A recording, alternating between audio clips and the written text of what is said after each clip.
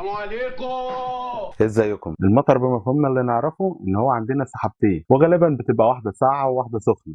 والله هم قالوا لنا كده واحنا صغيرين، ما تفهمش ليه. المهم ان الاتنين بيتغفلوا وهم ماشيين كده ويروحوا لابسين في بعض، فبينزل مطر، فنجري نعمل قهوه ونضلم الدنيا ونشغل فيروز ونقعد نتعمق. وبغض النظر عن التعمق اللي حصل من شويه ده، عايز اقول انه بديهي بالنسبه لنا ان مطر يعني ميه، صح؟ اكيد الدنيا بتمطر يعني الدنيا بتنزل ميه. بس انا النهارده حابب اكلمك عن نوع مطر جديد. ايه رايك لو قلت لك ان الدنيا هتمطر سمك مثلا؟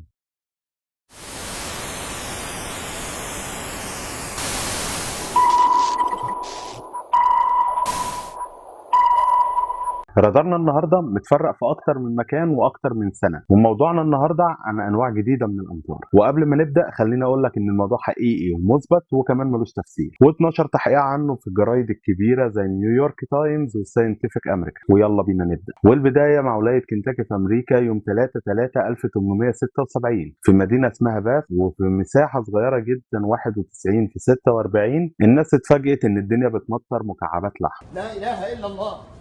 لا اله الا الله.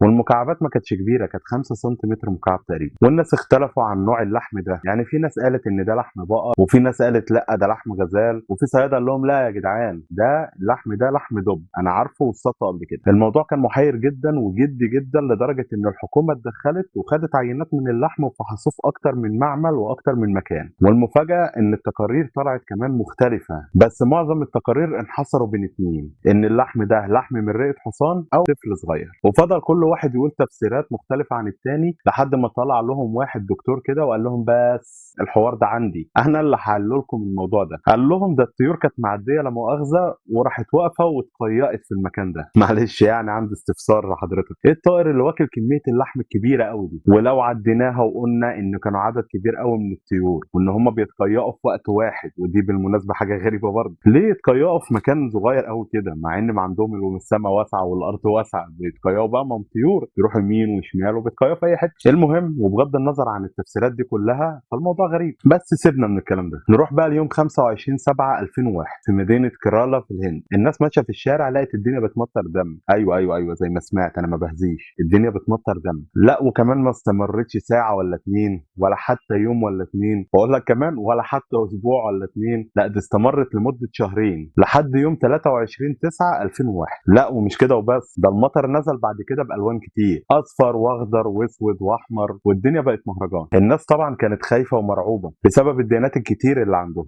وبداوا يدوروا على تفسيرات كتير وبداوا يبصوا في اديان بعض عشان يعرفوا الموضوع ده حصل ليه وازاي. المهم الحكومه اتدخلت كالعاده واخدت الميه دي تفحصها في المعامل بتاعتها، وخرج التقرير كالاتي. التقرير قال ان الميه كانت غنيه بالالومنيوم. بس كده؟ لا طبعا، خد عندك، غنيه بالالومنيوم والكبريت والحديد والفوسفات وكمان الكالسيوم والكربون، وترابيزات بلياردو وبنج. عشان كده الميه كانت اتقل وملونه. والحكومه قالت ان سبب كده ان كان في نيزك في الجو اتحرق ونزل المعادن بتاعته في المطر. بس المعامل ما سكتتش وفضلت تعمل عليها ابحاث لحد ما اكتشفوا ان السبب غير كده خالص. السبب هو ان الميه وهي بتتبخر بتاخد معاها كائنات دقيقه جدا وطحالب معاها فوق، وبتبدا تتحلل وبتبدا تنزل مع المطر فبتبقى بالشكل ده.